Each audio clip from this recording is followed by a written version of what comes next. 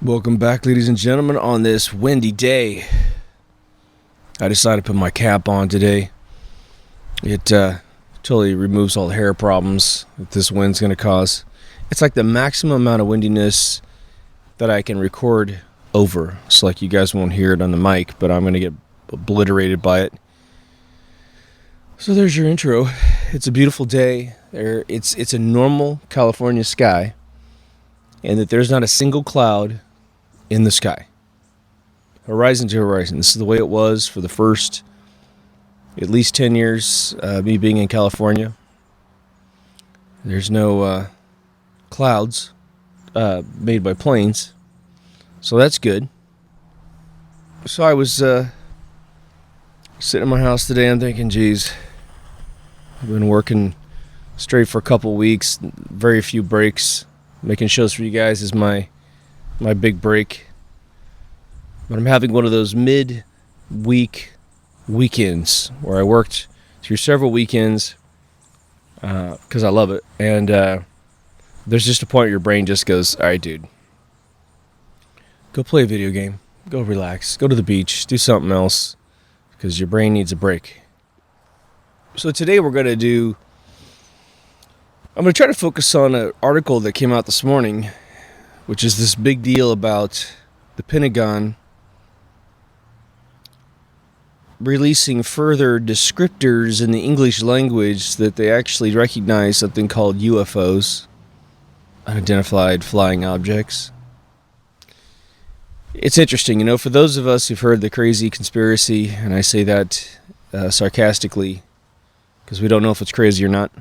I did an episode on it, which is that at some future point, after a bunch of covert technology is developed, the main controlling forces of the world, the top governments, will work together to create a global conspiracy where they're going to fake an alien invasion, and then, boom, it's all under one control apparatus, and they win. So just to visit that real quick, because the more, you hear those conspiracies, you respond to them, and then you think about it for a couple of years, and you're like, well, wait a minute here now. What would logistically that require? Anytime you were to bring together all the major states, China, Russia, America, the EU, Britain, maybe a couple folks out of each southern continent, because Africa really doesn't just have one guy that runs a place or one girl that runs a place, and neither does South America. So it's a little tougher to kind of piece those together. Trudeau will do anything anybody tells him to do. And I mean that to the extreme. But who could bring all those people together and pull a Cyrus, We're going to run this place and I'm in charge. Who's going to agree to that? Russia's not going to agree to have America run the place. America's not going to agree to have Russia run the place, even if you could throw up a bunch of weird bankers and monarchs that'll say, oh no, the lady of the lake gave me a fucking sword. I wield supreme executive power. And everyone's going to go, shut up. So I think the first equation there is an absurd inability for this to actually occur. We're never going to get everyone on the same page. Just not going to happen.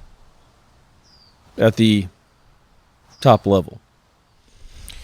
But then a couple other things occurred to me which I think are kind of interesting. One, imagine that was your objective and you started it somewhere in the 70s. You're going to develop technology maybe based on a couple captured ships. Again, you're looking at a guy that believes that 1947 Roswell actually occurred.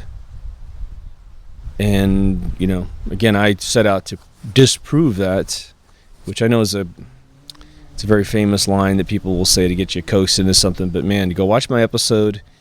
I think out of the dozen videos that I used to gain my opinion, I put them all in the description with, narrations of which part of the video I actually watched, and now like 50% of them have been turned off. Like entire channels disappeared, no violations, just turned off. It's kind of weird. But you would have to start as soon as possible dividing the technologies in half. Anything that's awesome and amazing goes into the black pile, meaning you can't see it as a normal citizen without Q clearance. And everything else turns into a turbine, a windmill, a solar panel, and you get to just have all this inferior technology. So that'd be the first thing you'd have to do, is start dividing up the technology. And then, of course, if you had the most brilliant minds in the world, they're not going to want to work on a turbine. They're going to work on an antimatter engine or some sort of lethal displacement motor. Then you have your geneticists that are going to want to splice human children with some bizarre, mantis insect so that they look really strange, and then they keep doing that until they find one that can actually function, such that when they roll these things out, these dudes come out and they actually have the capability of not only communicating with us, but, operating ships and all that kind of stuff. So, I mean, it's like, you start to see the heavy lifting that would have to happen to pull one of these things off. But another thing occurred to me, because if you're fairly objective about UFOs, you kind of have to do both sides of the equation at all times, if not more than two. But one is, they most likely exist. I mean, again, my friend's father told him as a test pilot back in the 40s that, a spaceship came up to his ship and waddled around and messed around with strobes around the outside of this 32-foot disc, and he was fearing for his life, thought he was going to die because he thought this thing was going to force him to course correct at whatever high altitude he was at. But he took his whole life to tell his son. He was literally on his deathbed before he told his son. Here's his son as a special effects guy in Hollywood. It's like, why wouldn't it be one of these situations where it's like, oh, that man, that's nothing. That's stuff you do on TV. Well, I've seen it in real life. I mean, wouldn't it be a story like that? Some guy's just dropping the mad science at some Thanksgiving dinner? Nope. Wait till he's literally in the hospital on his deathbed. Literally. I mean, I hear these deathbed things all the time online. And when it's a friend of mine who is a real straight shooter, it has a completely different impact to you when you hear it. You're like, oh my God, this dude's never lied to me before, and he's telling me a very intimate thing that happened between he and his father. He said his father was really quiet, stoic, kind of classic, turn of the century kind of guy from the 19th century to the 20th century. But what has been the sort of angst for the UFO community? It has been that we think the government has information and they're hiding it from the rest of humanity. We have no indication that the aliens need to hide it from us. We obviously, if the Roswell thing is real in 1947, all the eyewitnesses that are non-military, that are very simple people, just citizens of Roswell, if any of their, on-camera testimony over the course of 40 years bears any truth, then the ship didn't mean to crash. It just fell out of the sky. Whether we knocked it out of the sky on accident or it just had a malfunction, we won't know. It's hard to believe that we could manufacture a weapon to injure, either serendipitously or intentionally, a ship, because the ship would have the requirement of traveling through the universe, which has got to be in a massively hostile environment from time to time. It's like us perfecting radar, us perfecting a laser weapon or whatever. It doesn't make sense. But you know how we understand that television and movies are all, and the press of all different kinds, from newspapers to magazines to online stuff. But, back in the day, television, it's all a Project Mockingbird sort of situation. The military decides what everybody's supposed to say. Sellouts like Anderson Cooper go right in and just they've sold their soul a long time ago, so they just keep going, right? But predictive programming is a gigantic thing, and the theory behind the most popular definition of predictive programming is that they have a rule that they must predict what they're going to do. They have a telegraph requirement. So if they're going to pull a big FF, they roll it up into The Simpsons, they roll it up into X-Files, they, again, we even had a video game at Electronic Arts that when that day happened in September of 2001, I believe we had a box on the shelf that showed planes going into those two buildings. It was a game created by a guy named Neil Young who runs Zynga right now, I believe. And the game was over. It was pulled off the shelf. That was it. But it was also an episode in X-Files in the May of that same year. And the writers have now come out and said, hey, yeah, some black hats came and told us to write that into a script. So wouldn't that be a great idea? But imagine this thing happened in 47 and it's real. And so now you have a bit of a concern. There's additional sightings because who knows what the hell's going on. Let's just say that they're really fascinated with Gaia, Soul, Earth, and they're all kind of visiting like Fifth Element. They're just big giant cruise ships out there. It's all stealthed. And they're just having fun, but every once in a while someone takes a little speeder down and gets caught, little teasers running around the universe. And so the government goes into like the initial phase, which is, hey, let's hide all this, let's deny all this. But the citizens keep amassing views of UFOs. And so you're like, damn, what are we going to do with this whole thing?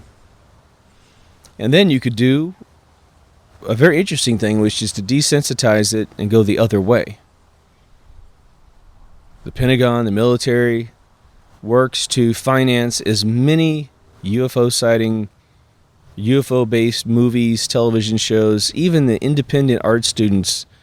They just grant them money and say, okay, if you're willing to create this thing where this UFO flies around Mexico City, we'll give you, what do you want, $5,000? That's some of your rendering costs. Get to it. And then they just spring up all over the world. And now you can't trust anything because there's so much fakery out there that if anything real were to occur, nobody knows the difference. So that just occurred to me the other day. I thought that's kind of an interesting little spin that could be taking place. Because once we see them try to, desensitize us to all the crazy, satanic rituals that are going on, why would it stop there? It would just be a philosophy to handle all things. You just take that, the archetype and you move it all over the place. But here, I'm going to go for this. I spent at least 5 minutes on this thing I've said a couple times in previous videos. The whole UFO phenomenon and the UFO business, MUFON does a pretty good job. But in terms of an overall attraction in the world, it's sort of like trying to get kids to look at penny arcade animations. You crank the thing, they got a little video in there and you're watching something. Yeah, it's okay, but it's not going to compare to VR goggles or some other immersive video game or television show. And so nowadays, if people report seeing a UFO, nobody gives a shit. Oh, wow, some more lights over Phoenix, some more, wheel covers being thrown in front of a camera. And I think it has to do with the same thing that happened, which is the printing press killed the mythical god. Can't say there's a savior here anymore, walking on water and casting demons into pigs and all that stuff, and curing leprosy and deafness and death itself. You can't claim those things because everyone's got a cell phone. Everywhere you are in the world, there's 2 cameras in everybody's hands, and, even the crappiest cameras got 1080p. But now most cameras are 4K with sound and everything. Used to be you took your cell phone and you filmed a concert and you came home and it was just god-awful. The sound was horrible. Maybe your video was okay. But nowadays you can take a camera to a concert and you're going to have damn near live album quality recordings that they were selling you in the 70s. Like Kiss Alive, And so the mythology of this whole thing, this whole movement has slowed down considerably. It's almost as if a UFO were to... I have a cul-de-sac in front of my house, right? If I were to walk out there and here comes a UFO, Its radius is, or its diameter is a little bit shy of the cul-de-sac itself by maybe 10 feet. So we got a nice 5-foot walking area, and it just comes down and hovers. And I got this camera, my cell phone, whatever, and I'm filming it. But it doesn't land, and no one gets out, and it takes off. There's no real form of like close encounter piano playing to communicate. I don't know how much people would care, and I'm willing to bet that regardless of how HD I got that footage, I think a bunch of people wouldn't believe it. I think even if I watched it, I might be like, that looks like CG, you know? The more perfect and smooth the craft would be, the more it would look like just entry-level 3D. It's like some art student pulling this thing off, right? But the big deal in the article was that the Pentagon actually used the acronym UFO. And I forgot they have another one, AES or something like that. It's like aeronautical something or others, other acronym they've been using for years to avoid saying UFO because that would validate the whole theory to the humanity. And it's like, you know, for me, it's sort of like, just call a spade, would you? So we can get this conversation to mature a little bit over all these years. But there was an analogy I gave to a friend of mine last night. Because we were talking about, the pyramids and how amazing those things are, how shrouded they are in terms of their true operation and intent to being built. Again, I just said in an episode, the Egyptians never left behind blueprints of how they built those things, but then they have all their blueprints for how to embalm you to get to the other side. And then I just thought about it for a second, and I thought, the pyramids are interesting, and this is going to link back to UFOs for a split second. What if, I'm just going to use United States of America as a quick example. What if in central Kansas, in like around Hutchinson, Kansas, which is really around the center of the United States, from coast to coast, there was a giant hammer, like a Thor's hammer, submerged into the soil a little bit so it stands up, So that big lump of steel at the ends there, big handle.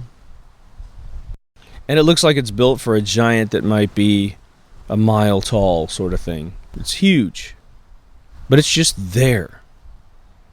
And society grows up in the African area, then goes into Europe, and then migrates across to the Americas. We find the Native Americans here. They're like worshiping this hammer thing. And so we eventually get inland enough, and we see this thing, and we bring all of our quote-unquote science of, Galileo and Copernicus, and, we're trying to look at this thing objectively and going, whoa. Could this have happened, through natural phenomenon? You'd have the jerk-offs from the Smithsonian. No, this is totally a natural formation. The Smithsonian would probably try to steal it. Well, let's just say it's so big, it can't be stolen. Like, you can't steal the pyramids. They're just too big. Be a catastrophe anyone dismantle one of those things, right? Now they just think about them, thinking some dude's going to try to sell that one to Egypt. Well, we're going to take it apart to better understand it. Then we'll put it back together. Because it's going to fall apart if we don't take it apart. Like when they move all those priceless statues in Egypt, it's like, really? And they just cut these things up. They cut up these statues and move them, and it's like, really? That's the only thing we can do? Is cut these things up and move them? You can't build a building around it if there's going to be a bunch of water? Hey man, just lay in some cement, just encase the thing. We go visit it, we go down underneath the doodad and say, this had to be encased because that water's corrosive. I mean, Jesus, all these things should be encased that have weather issues because they're extremely important. I know that the pyramids are 455 feet tall. Well, how tall is the average building in this world? Way taller than that in terms of a skyscraper. If it's going to have a weather issue, surround it with something so we can preserve it forever. It's a thing. But anyway, we get this Thor's hammer, and we're all sitting here in the quote-unquote modern society. And think about the profound nature this would have on our minds. You're staring at something that belongs to a god in relative terms. If it was Thor's, now you believe in Asgard. You believe in this place he comes from. Now all the mythology around Thor has some potential validity. The dwarfs build the tools for the gods. Maybe they're real now. But you have this constant nagging single point of question / answer hovering in the middle of a desert. Or, whatever, a field or some sort, right? Should be pretty cool in a desert or in a field. Kids that grew up in the area, well, they're growing up next to this thing. Like all the kids that grew up in Cairo. I mean, what a wild-ass thing to happen. You're just like, yeah, there's the pyramids. I've always seen them my entire life. And the rest of us are going, do you realize how amazing this stuff is? I mean, just the Mayan writing is unbelievable. Aztec writing's unbelievable. I mean, wow. The pre-Incas, whoever they were, Machu Picchu, all these amazing places in Turkey and South Africa and all these other places. Now, Stonehenge was rebuilt in 1954, but it did exist at a separate location, all knocked over. But still, some of these things are just phenomenal to stare at. So why mention that little diversion? Well, imagine you're the military, which is this name for a group of people that serve their country, and they keep escalating up through the ranks until the point where they get inside these super high clearance areas. And again, most of the guys that are probably around anything like that, if that stuff exists, they're more of your probably intellectual intelligence people, and not probably the folks that have served in a desert fighting some enemy somewhere. But they're protected by those folks, your camo dudes or whatever. But now you're in a warehouse and you got this ship. Again, I always lean over to like Bob Lazar in my brain saying that there was I think his number was 9 ships. And he said all of them but one had injuries on the outside of the ship. But the one he's supposedly working on in S4 is absolutely pristine and perfect. All right. Again, I said it once and I'll repeat it again. They say, he said that S4 was south of Area 51. Well, now we have map technology. I don't see any other locations south of Area 51 that are blacked out by the map folks, So, who knows if that's real? Maybe S4 is underground. Who knows? But you're staring at this thing. You're staring at a spaceship.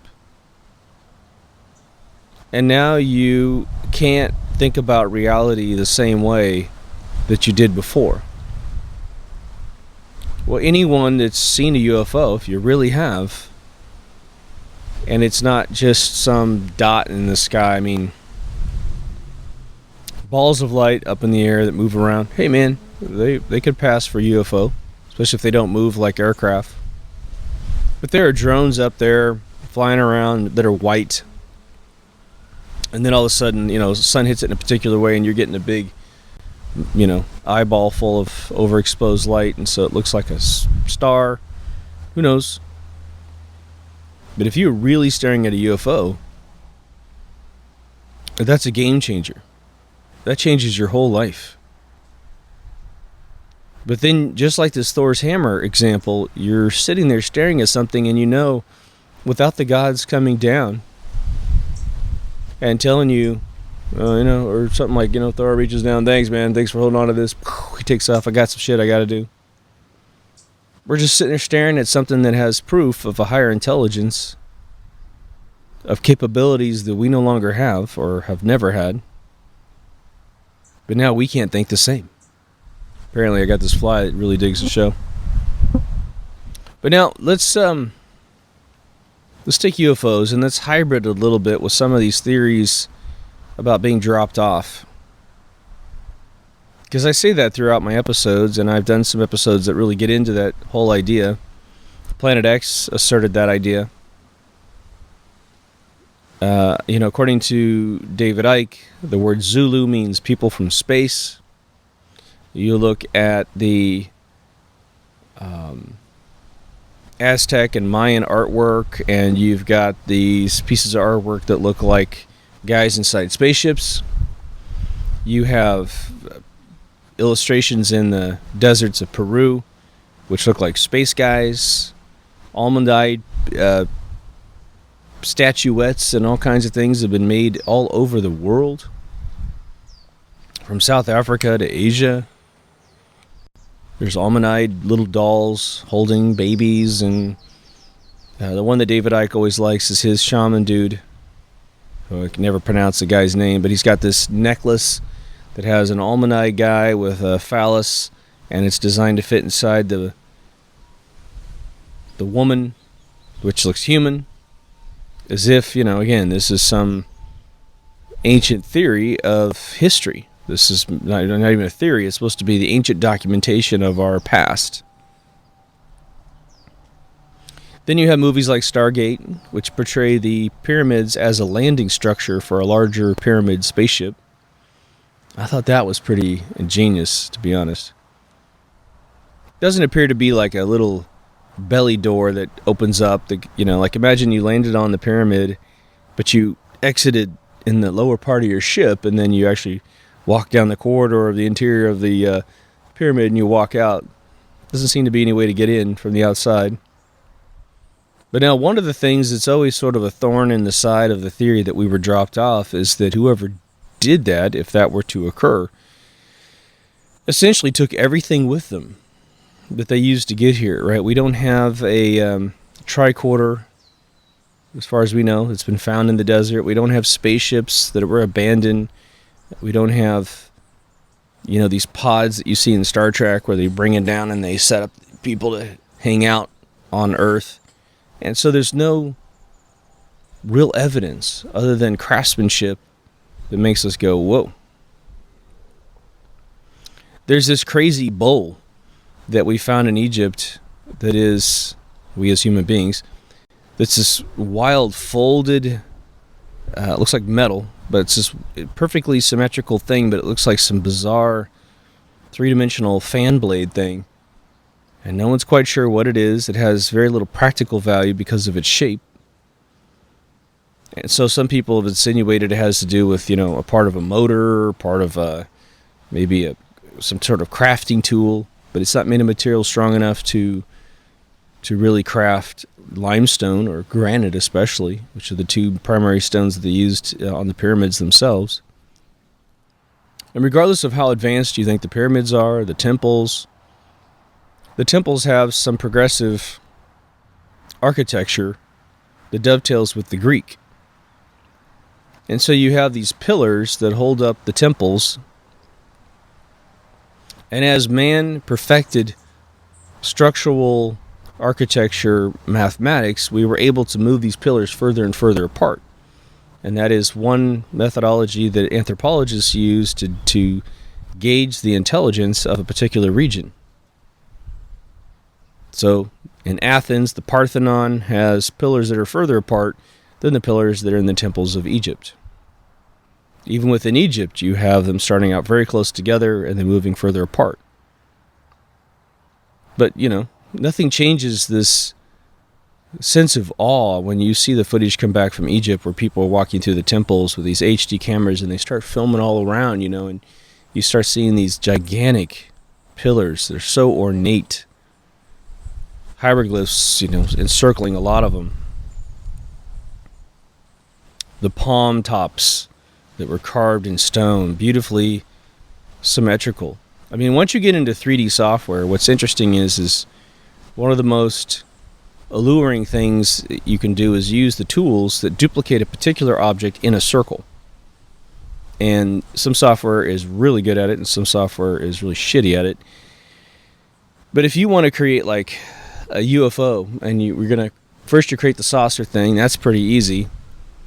And then you want to put like underneath, and have lights that go around this perfect circle. But you have to create a light of a certain size, and then you can only distribute that light so many iterations before it's going to start overlapping. It's too big. You want to make the thing a little tighter, so you adjust the count, you adjust the radius, you adjust the curve, and you're putting this thing together. And you start to realize that even with automated software, that's a fairly intricate process. And now when you look at the fact that the Egyptians, had these stones that they kept cutting and stacking on each other to make these pillars. When you look at the Roman columns, they're all embossed, right? They have these beautiful seams down the pillars, but they had to count how many would work around the outside. And because these pillars typically get a little smaller in radius at the top versus the bottom, so then you're starting off with slightly thicker lines at the bottom, and they get thinner as they go to the top, but it all beautifully distributes around the column. The craftsmanship is insane. I mean, insane. And so when you start looking at the columns in Egypt, which in my opinion and my understanding is some of the oldest columns we've ever found in world history, and you've got, it looks like palm leaves at the top, and there's all kinds of different plants that ornate the top of these things, but they're perfectly distributed around the outside edge of the top. So someone's measuring things off, figuring things out. It's super duper mathematical. And then it's not just lines, it's beautiful curved leaves. It's been, sort of impressionistic versions of leaves that make up these pillars. Wow. I mean, we were super duper smart back in the day. And I get the sense that the average citizen had more knowledge than the average citizen today. But now, let's look at this whole thing about UFOs and Pentagon, and then the von Braun secretary who said that von Braun said that they were planning already in the mid-70s to create this alien invasion. Then, of course, Reagan gives his weird speech that says exactly the same thing. And what if there was an alien invasion? We'd all have to come under one new world government, blah, blah, blah. And Reagan's whole objective, I think, was really just we could set aside our differences and get along. I don't think he was really talking about the New World Order. But who knows, right? The guy went to Bohemian Grove. Let's not overlook that. I mean, President Reagan went to Bohemian Grove potentially for 25 years before he ever got in office as president. So he may not have been as clean as you think. This is why I like the fact that our current president has never been. But we have this globalist movement, don't we? We know it's happening right in front of our very face. They're trying to corrupt us morally, at the same time shaming everything that's the opposite. I mean, they want to shame both sides of the fence as much as they possibly can because all they want is to incubate, divide, and that sort of thing. But now, what if the military said, we want this New World thing to happen because we answer to a bunch of corrupt factions? And again, I think it's drastically changed the last couple of years in the United States, I hope. But wouldn't it be in their best interest to go ahead and release all the information? Wouldn't that create some unification between men? If instead of all these governments hiding and coveting information, because again, we're not talking about the United States giving up secrets about how their particular captured ship works. And who knows if the Russians have their own captured ships. You never hear about that. You've got Mexico. Well, you got a bunch of South American countries that have released their Air Force footage of chasing all kinds of weird stuff, from cylinders to space, like saucer things. The Russian military commanders have been very, in my experience, very forthright about the fact that UFOs do exist and they don't know what they are. And I think the last admission out of Russia was that there's several types. Okay. I don't remember Russia ever saying they've captured one. But according to, the all-American cowboy thing, we've got 9 of them, according to Bob Lazar. Roswell, again, if there's any one moment in history that I think has some potential validity for America having captured one of these, it's the Roswell crash of 1947. Again, I did an episode on that if you're interested. But what if, photographs leaked?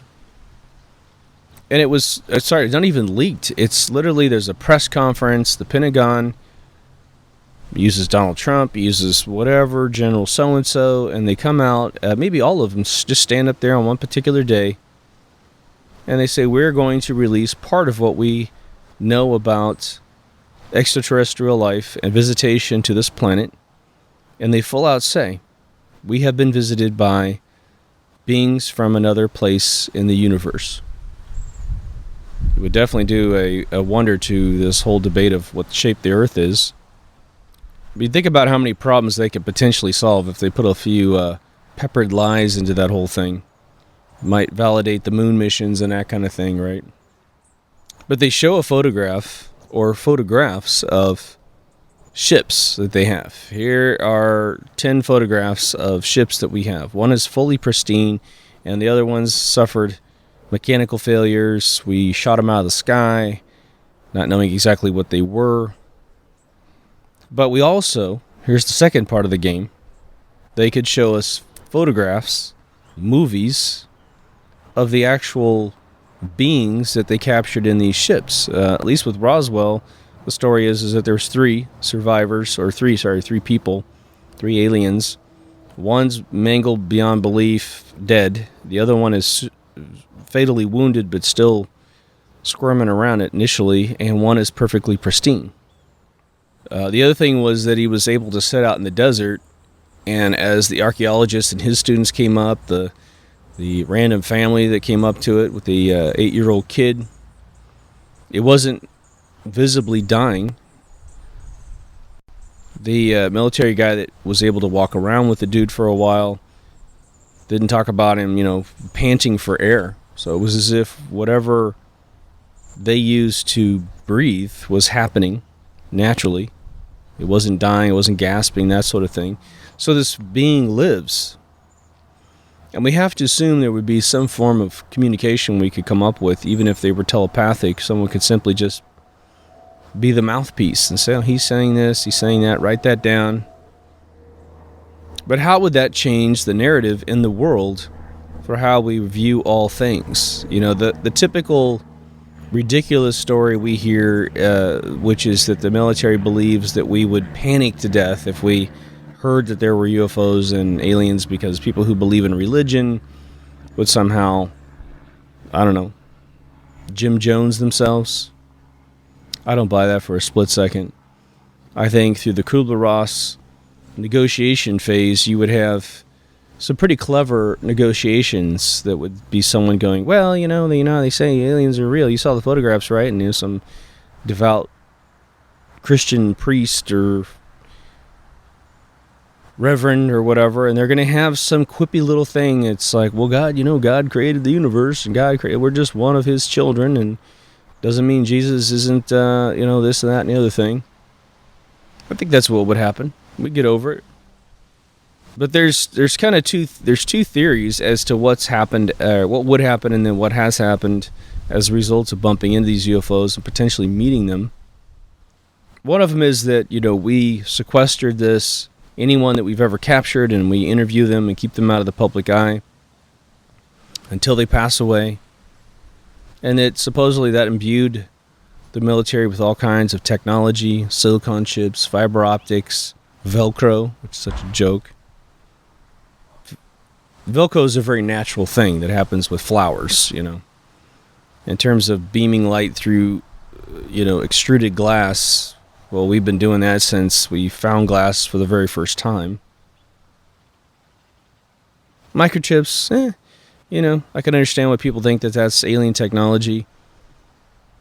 But once we realize that light can change the property of chemicals, once you start developing silicone, it gets exposed to light, it erodes, and someone figures that out, plus it's a conductive surface, and so we simply create a highway of layered silicone to create logic gates, Maybe it's easy to say that because it's already been invented.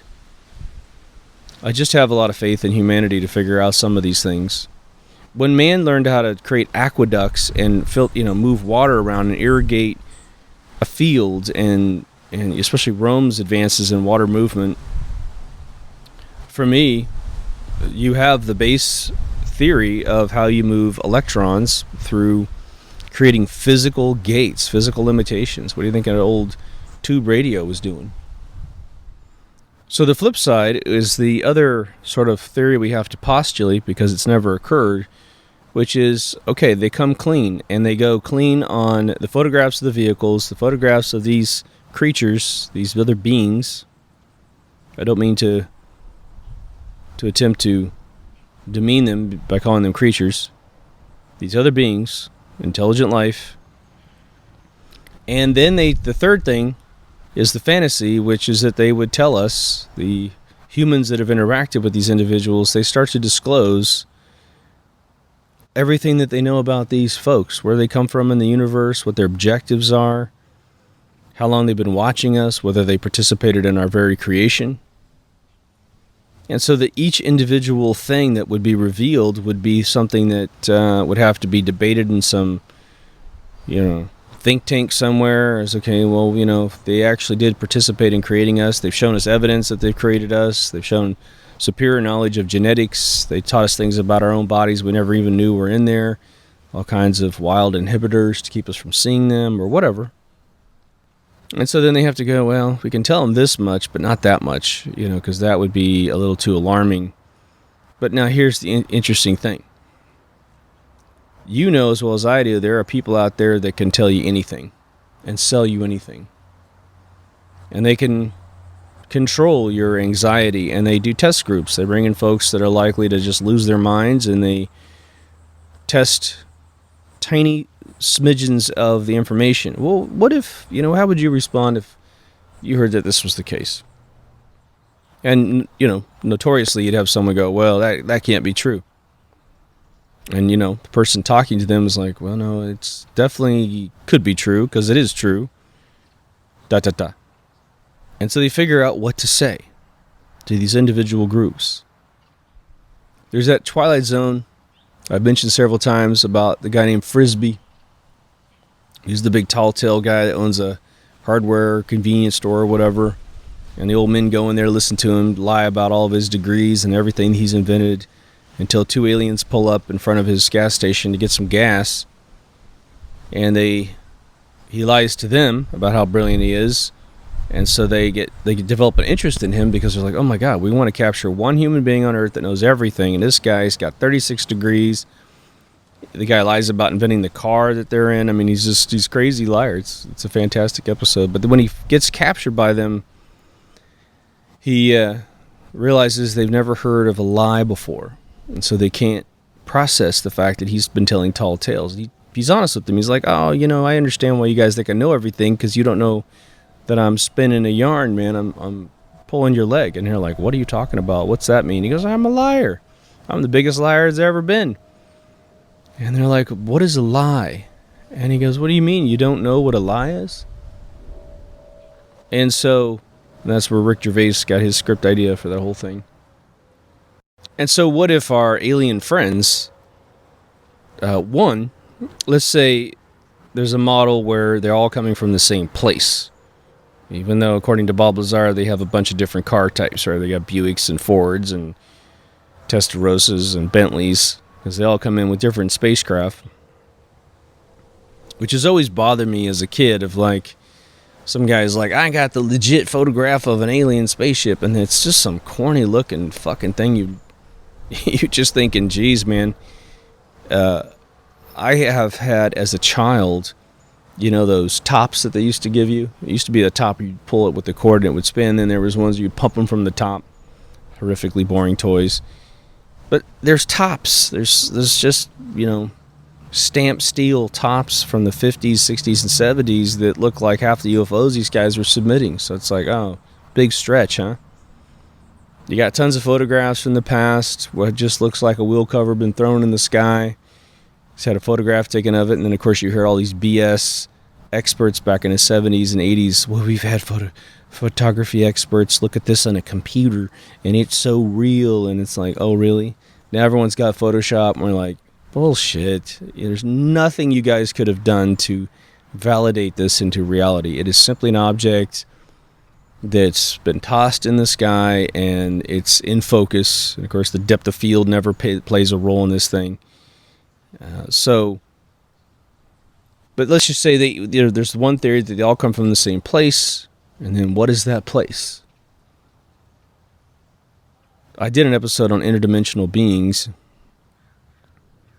and so there's this idea that they come from a really far away planet around some sun somewhere, in like the constellation Virgo or something like that.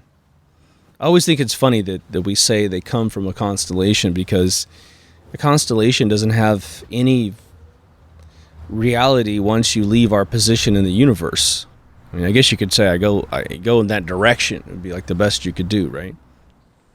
But the other theory would be that we have several different,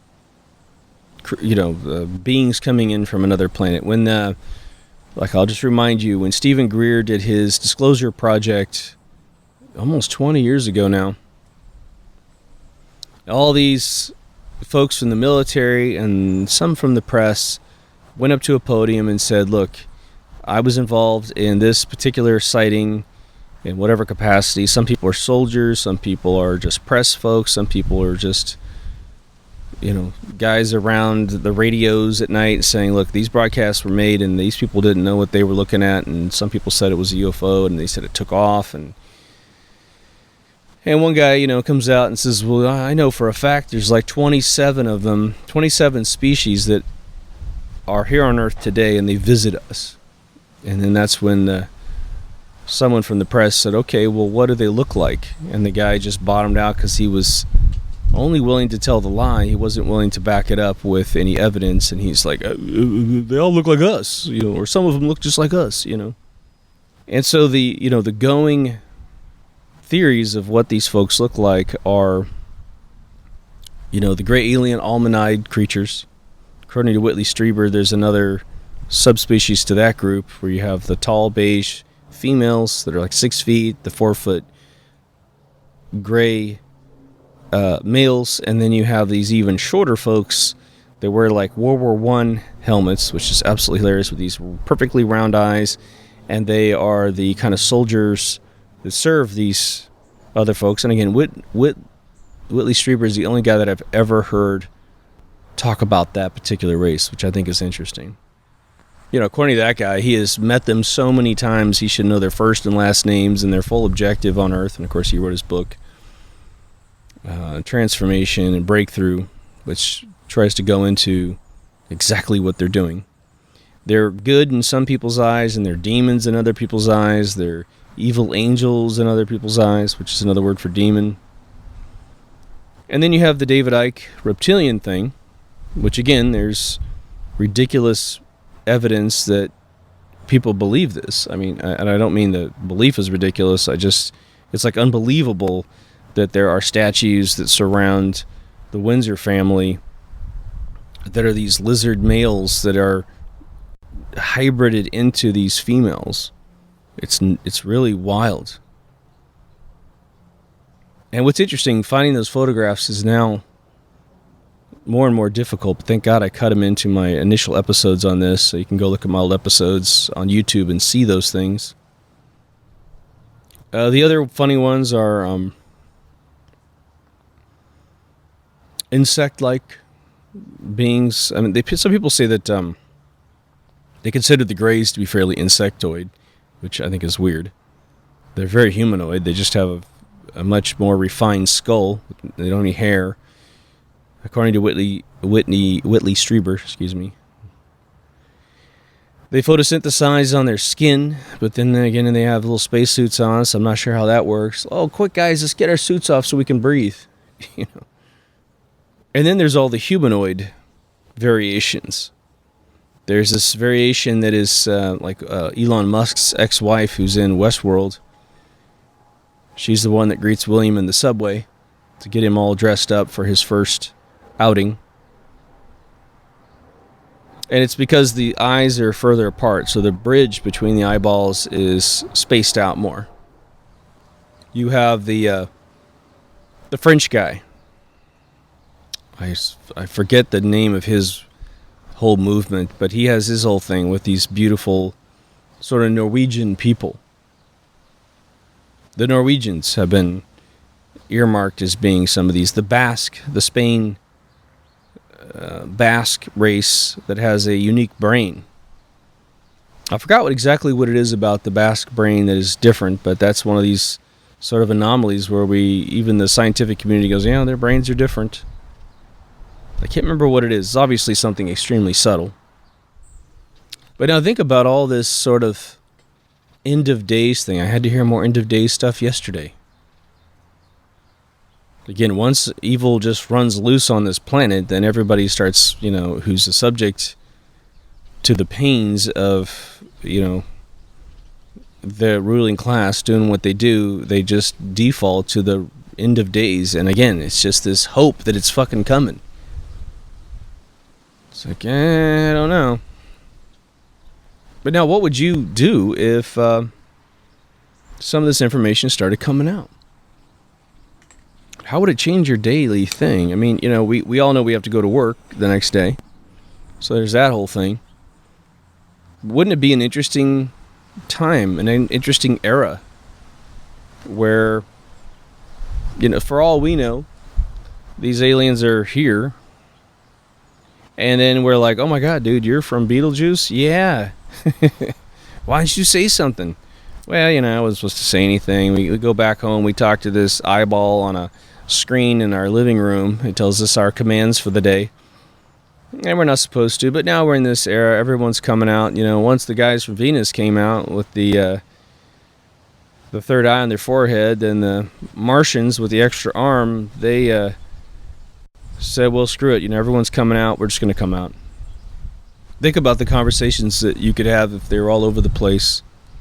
We start having summits all around the world, inviting all these aliens. Oh, and if they were to have any communication capability with their homeworld, especially if they're interdimensional, well, now we could start bringing the two worlds together. Then we find out whether or not we live in a peaceful universe or if we live in a Star Trek-y sort of hostile, conquering space thing with the Klingons and the Romulans and the Vulcans and etc., etc. Hopefully the Borg don't show up. Part of me wonders if this information that's just recently come out, where again the United States Pentagon finally uses the acronym UFO. It's coming out in the 21st century. Again, we've had now 30 years of the most unbelievably detailed space movies, television shows. The CG is so incredible that if we ever do meet a real alien, it's going to be pretty anticlimactic, I would imagine. To our benefit, hopefully, right? We don't need H.R. Giger's monsters climbing all over our planet, tearing us apart and using us as hosts to gestate their next of kin. But what if this article had released in 1975? How would that have changed things? Probably would have had more impact. A little bit. I mean, it's not really a big deal. Oh, you said UFO. Okay. And the thing is that one thing we don't really come to terms with is, what if you were in charge of this Project Blue Book, military investigation, Project Majestic, and you're assigned to researching this? All right, well, 47 happened out of thin air. If that Roswell crash really occurred, then they didn't plan it. They didn't know this thing was coming in, as far as I know. It's never been insinuated in anything I've ever read or heard. So now you've got this responsibility of filtering everything that's coming into the military, the Air Force, whatever other agencies are collecting the information, police departments. And you've got a bunch of scammers. You got a bunch of scammers coming in, making up stories. And so now you're sitting there in living room after living room, expending millions of dollars, keeping everybody employed, asking questions. As all this data comes in, you're trying to sift whether or not someone's lying to you, whether or not there's any evidence of it. The less teeth the guy has, the less IQ the guy has, you're just going to deprecate their information because they're more impressionable. You just have to. It's just human nature. Now, when your head of physics at MIT says he saw something or she saw something, then now you're going, oh, well, no, that's interesting. This is someone who's highly educated, perhaps knows a lot about aerospace at the same time. Now we have to take this differently. So you're trying to develop a protocol to process, millions of claims of seeing UFOs. Fake photographs, real photographs potentially. I was super encouraged that when I watched a few videos today trying to break down this, the significance of the Pentagon's statement, that one of the things that they did have to acknowledge occurs is what I've told you on the show, which is the ball lightning, which comes out of the bowels of the plasma Earth, right? So, in rockier areas where there's no vegetation, it's just stone all the way down, that this stuff will glob together and finally make its way out, and it just can pop out in the desert. I used to be some photos and videos of people in the desert filming this occur, and they didn't know what they were looking at. They just saw these perfect chrome spheres flying around, and they're like, oh my god, this thing's right here, right in front of me. It's real. Now, it's not an intelligent life, it's just plasma, moving at a really high rate of speed, and light can't puncture it, so it reflects, and therefore it's mirror based. The more it spins, the more saucer shaped it gets, elliptical. So even if we open the door to this UFO box and we start really assessing information, we have this huge burden on our hands of sifting through all the crap. And because crap is free, and there's a bunch of people out there that need attention, you're going to have an infinite supply of it. Now, of course, the other avenue of sightings has to do with very mortal man things, which is when they develop SR-71s and B-2 bombers and the flying triangles, the Aurora thing. They create all these sightings. Our Wright-Patterson Air Force Base has had some of the most prolific and consistent views of weird things. Foreign countries actually see a lot of our aircraft, but we don't worry about it because if you fly a B-2 bomber over some tribes in Africa, they don't care. Those people have no access to what we're doing, and they're probably one of the only communities that doesn't have functional cell phones and cameras. There's that old rumor that it just remains a rumor, which is that when George Lucas went to Africa to film his Tatooine shots, the locals said, oh, you're back. And we're like, why? What are you saying we're back? And the rumor was that they said, well, this is where they filmed the moon missions. I thought that was cool. Be a smart idea, right?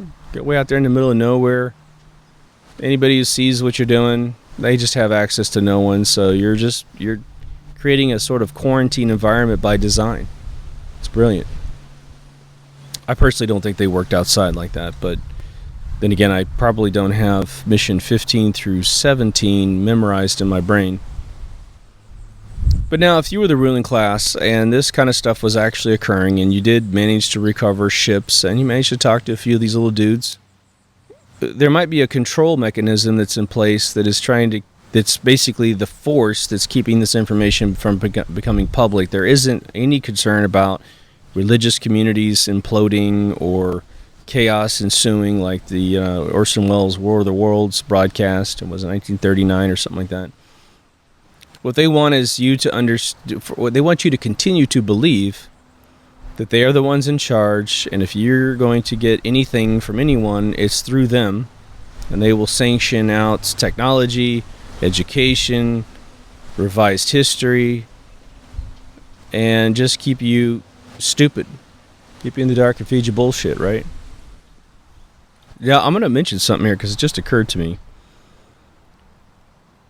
When you some of you have heard this recording, but there's a recording made in the mid-90s, and it was interviewing an intelligence officer who had retired, and he essentially gave this phone call, and maybe I have the date wrong as to when he recorded this, but I thought it was portrayed to me in the mid-90s. But the guy is saying, whatever you do not watch television. Don't listen to the radio. Don't take in any of the information that is being presented to you as entertainment, because it is designed to entirely indoctrinate you away from reality. Now, what's interesting is that now because of the internet and because of crappy television, crappy movies, and again, there's great television too, but there are more people on this continent of North America that do not watch television than any time in my personal history of life. Because when television starts debuting in the 40s here in the United States, it was a race to get a television to show the neighborhood that you were wealthy enough to do such a thing, and then you had this amazing form of entertainment. And back in the day, it was probably pretty clean stuff. Good entertainment, right? I do think it's funny that, just as a small digression here, televisions have always been stuck at 60 frames a second, and we're told that that's what the brain uses to animate things in the mind.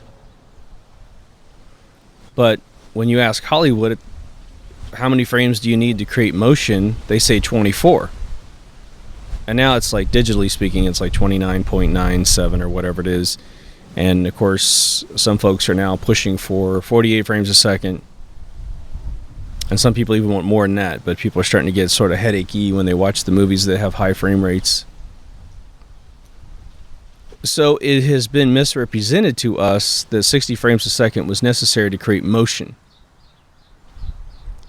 Then when you do research on the frequencies that put the mind in a state of suggestibility, 60 frames a second is the golden mean of incubating the mind into forms of suggestibility. Now, most computer monitors today, I think, are around 75 hertz. So I don't know if computer monitors have the same capability. I think that's an interesting one. But now we have a bunch of people not watching television. Again, we watch little tiny televisions called cell phones.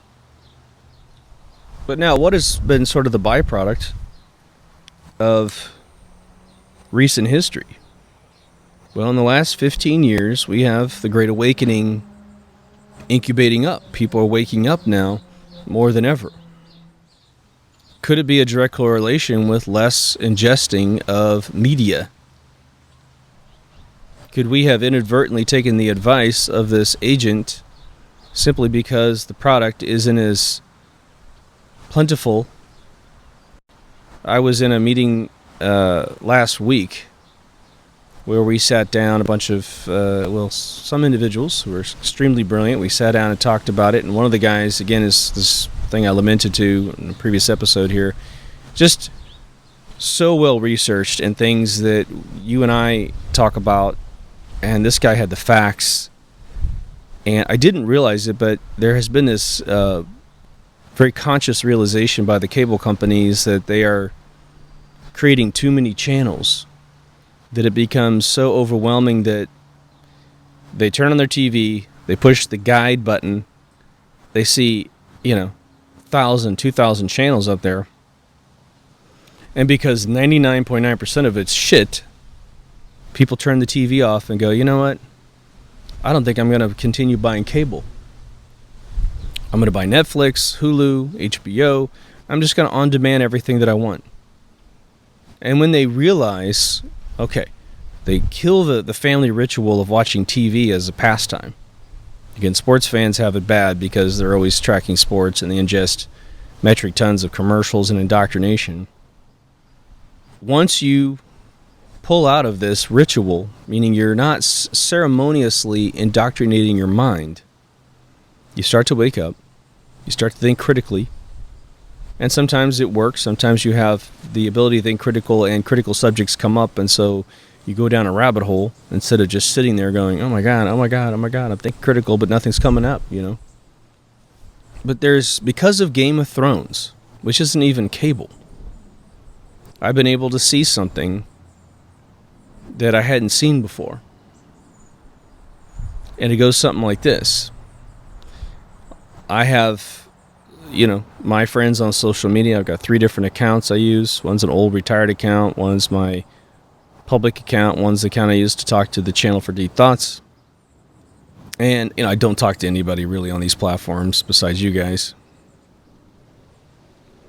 But I noticed in my home feed 2 things that go hand in hand with this whole thing. And the reason why I'm mentioning this is this is the platform for us to believe anything huge like UFOs. My friends who worshipped, now that it's over, we can say it in the past tense until the spinoffs show up, but my folks that constantly worship these television shows like Game of Thrones, which for me is one of the slowest moving dramas I've ever watched in my life. They are also the ones consistently posting propaganda as fact in their home feeds.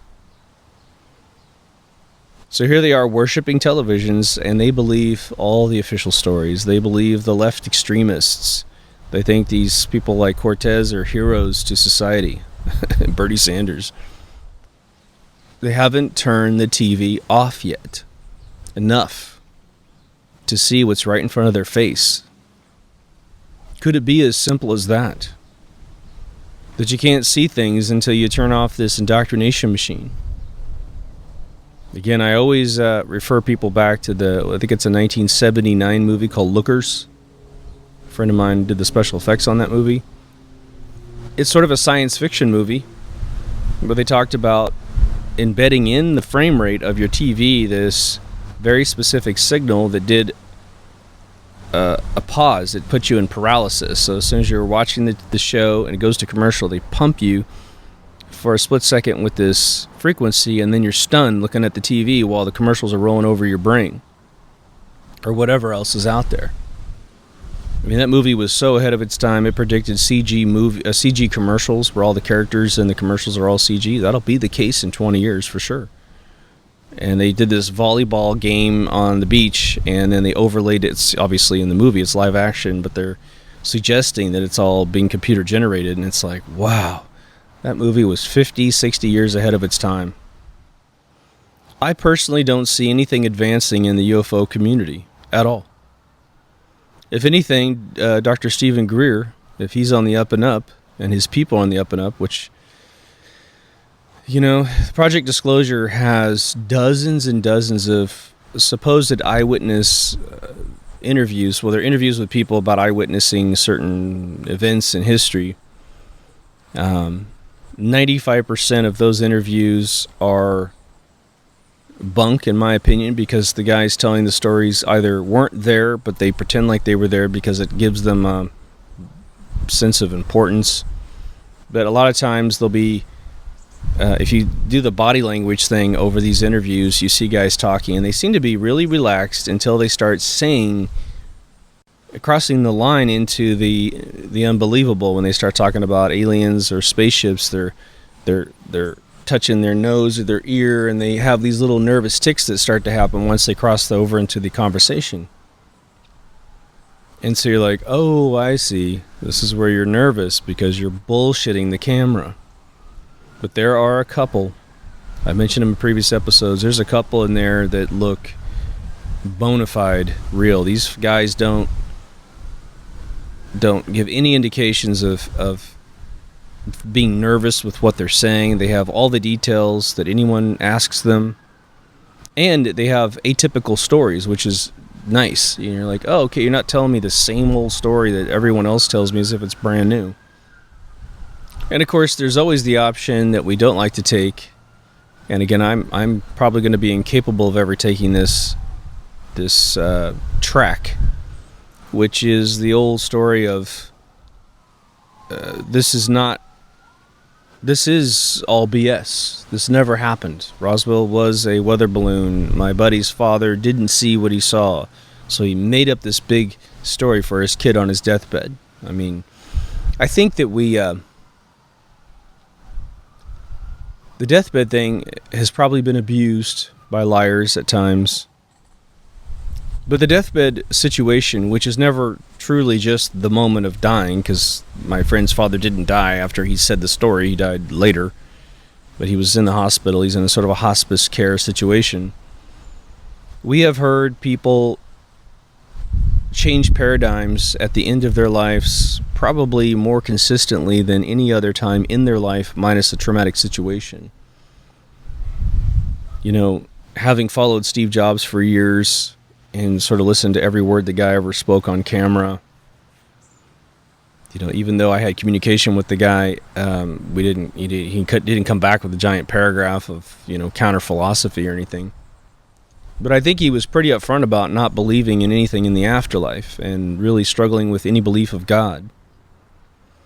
And the nice thing about that kind of guy saying that kind of thing is that you can at least trust what he's saying. He really is being genuine with you about his beliefs.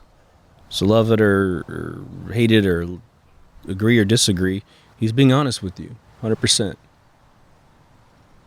But towards the end of his life, many people said that he gained an open mind with an afterlife. Almost as if he had loosened up his own human constraints and just let the universe kind of flow through him, and then it starts to seem like, oh, yeah, something else is going to happen here, or something else is happening here.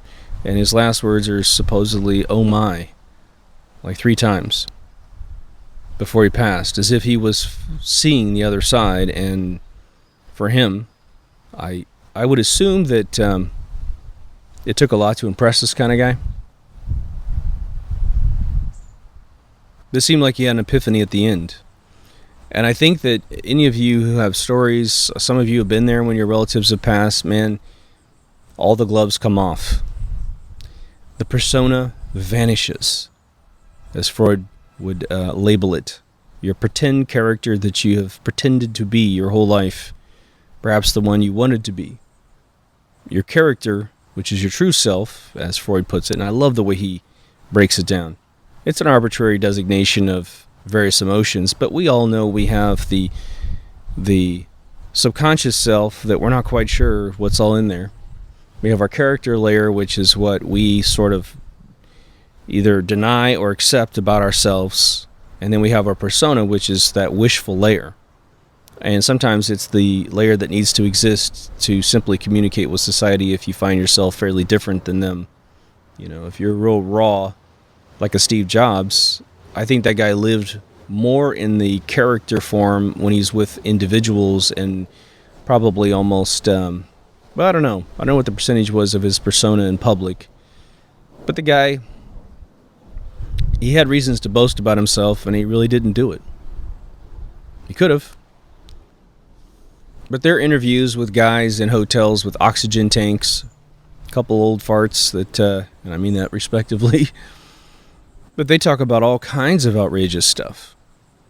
Being at Area 51 with Greys just walking around. Not a ton of them, but a couple of them talking to commanders and having conversations. And so you're kind of going, really? It's hard to imagine that a being from another planet's entire engagement plan is to talk to the perceived power forces exclusively on a particular planet, right? You look down, you start seeing Earth, you're like, oh, this is awesome. Look at these people. They've created all kinds of cool stuff. Now let's start talking to them. And so you either have I'm only going to talk to military people, potentially kings and queens and presidents and all this other stuff, or you're going to land in, a baseball field and talk to people. I wish there was more. I wish there was more to talk about. And again, with all of the recording devices out there, it is just phenomenal how the sightings have just disappeared. I mean, we get the ones that are very anecdotal. No, there's some white lights over a particular city or something like that, but no one has really captured any decent, convincing footage of anything flying around. The last one that we saw was this sort of wing thing flying over Wright-Patterson Air Force Base, some bizarre thing, and it was filmed by the wife and not the husband. So, like, the husband has his phone, and so he's not running his camera. She's got the exclusive shot on this whole thing, and he's like, oh my God, look at that. It's like, and supposedly someone took a 35mm shot, a digital camera shot or whatever, at a different location, but where's their cell phone? Where's their movie? Every camera that exists that doesn't have film in it usually has a movie feature. So you just reach up on the top, flip the knob, you go to movie feature, bam, you hit it, it zooms in a little bit, and you start taking a movie. So, I think that the only thing that's occurred is that people have become are acquainted with, video composite software. We lost that physicist. I forgot his Stanton, Dr. Stanton. God bless that man. I think he was super cool, man. I always, if I were to, because I don't do it anymore. I don't have cable on my TV anymore. Haven't had it for years. But anytime I would tune into one of those shows that was sort of a ufology show, I might skip it until I saw him in it, and I would always continue watching to see his little tidbits, because he always came at it from a real practical standpoint. My respect for him is as high as it goes in that community, because I feel like whatever he was saying, it was very genuine. And he said, I believe I got this correct. He said he never saw anything personally, but he just used his physics degree and his logic to parse through all the sightings that people had claimed, and, he was able to filter out the majority as hoaxes or misunderstandings, but there was still a ton left. And the only thing that saddens me about his passing, because we all pass at some point, is that he didn't get to see the landing.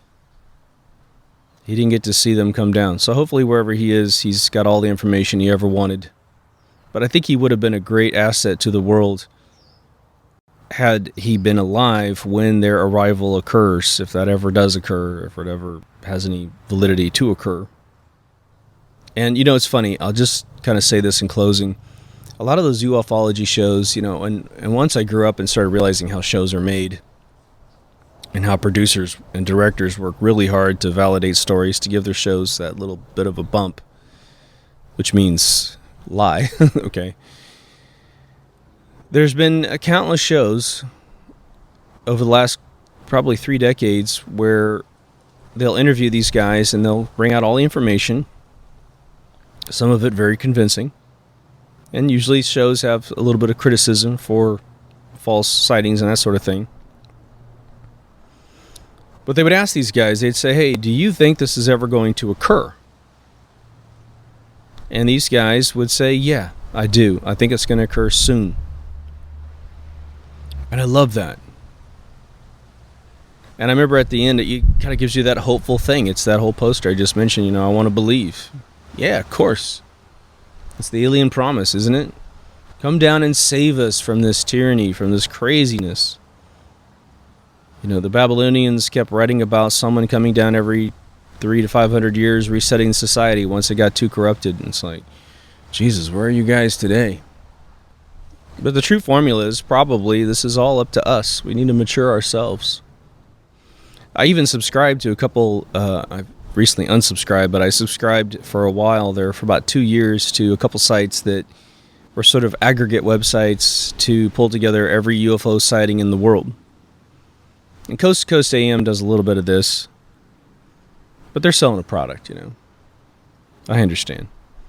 And quite frankly, you probably want to ingest it all. You need to see the hoaxes so you can keep your tabs on how that's maturing.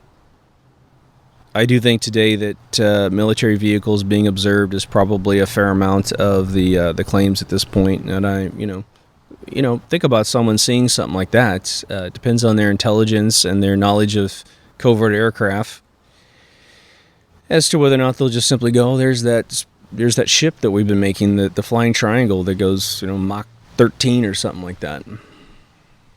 What I also find interesting is that a bunch of magazines like Popular Science would routinely talk about supersonic aircraft in the 80s and 90s. If the SR-71 started flying around, 1963, but they didn't admit it existed until 89, well, that's like a little under 2 decades it gets to fly around. Or almost 3 decades. It gets to fly around before anyone knows the thing exists.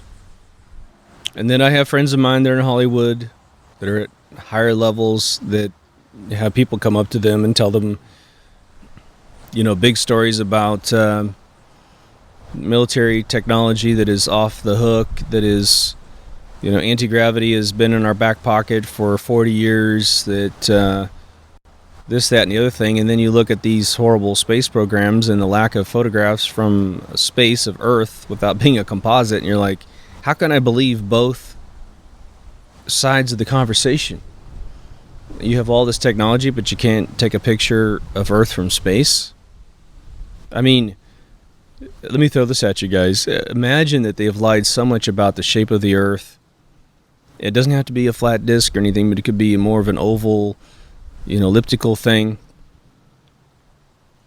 And the problem is that they fake so many shots of Earth from space through the Apollo programs and other programs that now they got a problem. If they show you a real picture of Earth, it's going to be so different. It's going to have the Peter projection map proportions to the continents, for one thing. And now they're kind of stuck behind a lie. They can't say anything. So anyway, it's an intriguing subject. It is sadly underfunded and underfueled. I think we're living in the age of the cell phone killing the sightings. The printing press killed the gods. As soon as the printing press came around, what new saviors did we ever have? No, there's just, you follow a man who's a man, and you just follow his indoctrination to wipe out the rest of the world that's not like him.